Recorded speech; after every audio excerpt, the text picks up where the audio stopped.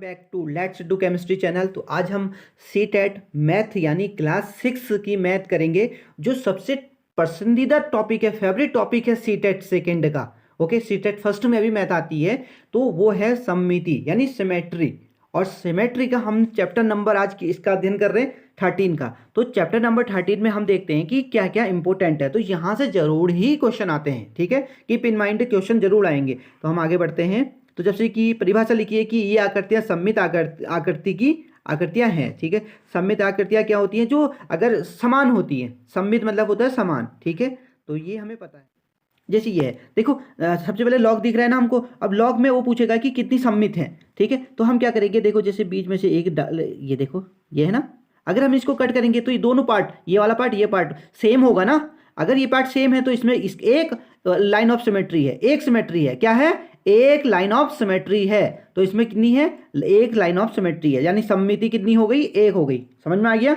जैसे कि इसमें देखो, इसमें हमने एक डाला, ये इसमें भी देखो दो पार्ट में बराबर, दो पार्ट सेम है ना, समान है दो पार्ट, तो इसका मतलब है इसमें भी एक है। अगर ऐसे हम डाल देते, ठीक है, ऐसे हमने डाला, ये देखो डाला, लेकिन ऐसे क्या आएगा? ऐसे बिल्कुल भी नहीं आएगा सममित। ऐसे दो पार्ट बराबर आ रहे हैं क्या? बिल्कुल भी नहीं आ रहे ना, ऐसे बिल्कुल भी पार्ट बराबर नहीं आ रहे। तो इसका मतलब है कि ये सममित, इसमें केवल एक ही लाइन होगी। ठीक है, जैसे इसमें बात करें सी वाले में, तो सी वाले में क्या होगा? सी वाले में तो किसी से कहीं भी कोई भी लाइन पॉसिबल नहीं होगी। अगर हम ऐसे भी डालेंगे तो भी पॉसिबल नहीं है, ऐसे डालेंगे तो भी पार्ट समान नहीं है। तो इसमें कोई भी लाइन सिमेट्री नहीं है।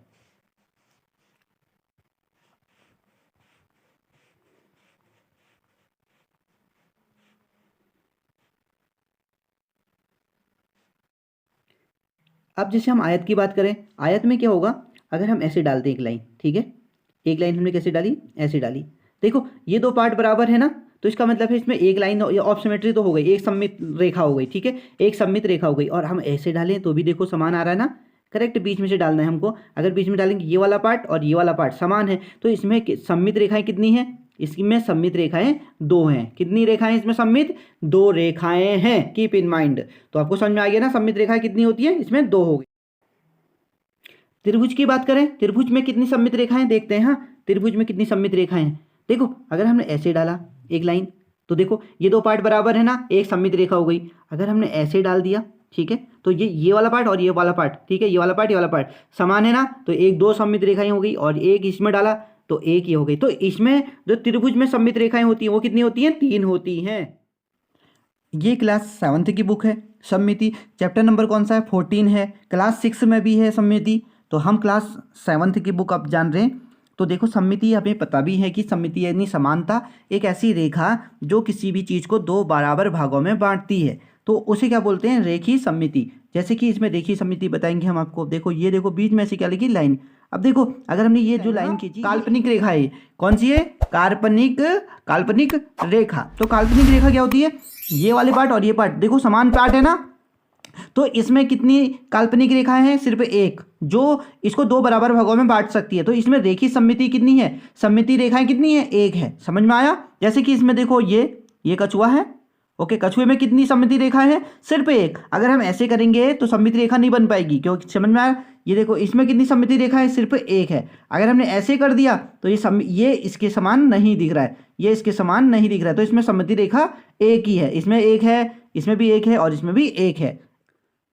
समबहुभुजों के लिए सममित रेखाएं। अब समबहुभुज में सममित रेखाएं निकालनी है, तो पहले तो हमें पता है बहुभुज किसे कहते हैं, जिसमें बहुत सारी भुजाएं होती है, पॉलीगन बोलते हैं हम उसे। लेकिन समबहुभुज की परिभाषा हम जान लेते हैं।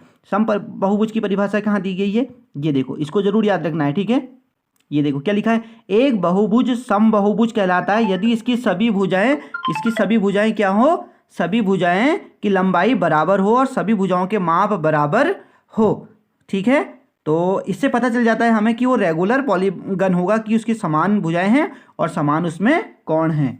अब देखते हैं, देखो ये ट्रायंगल है यानी समबाहु त्रिभुज, इसमें तीन सममित रेखाएं हैं, जबकि वर्ग में चार सममित रेखाएं होती हैं। पांच सममित रेखाएं किसमें होती हैं? पंचभुज में यानी समपज रेगुलर पेंटागन, और हेक्सागन यानी षटभुज में छह सममित रेखाएं होती हैं, इसको रेगुलर हेक्सागन कहते हैं। तो अब हम थोड़ा परिभाषा देखेंगे। ओके, परिभाषा देखो क्या लिखा है, रेखिक सममिति की अवधारणा का दर्पण परावर्तन से निकट का संबंध है। एक आकार में रेखिक सममिति तब होती है जब उसका एक आधा भाग दूसरे आधे भाग का दर्पण प्रतिबिंब होता है।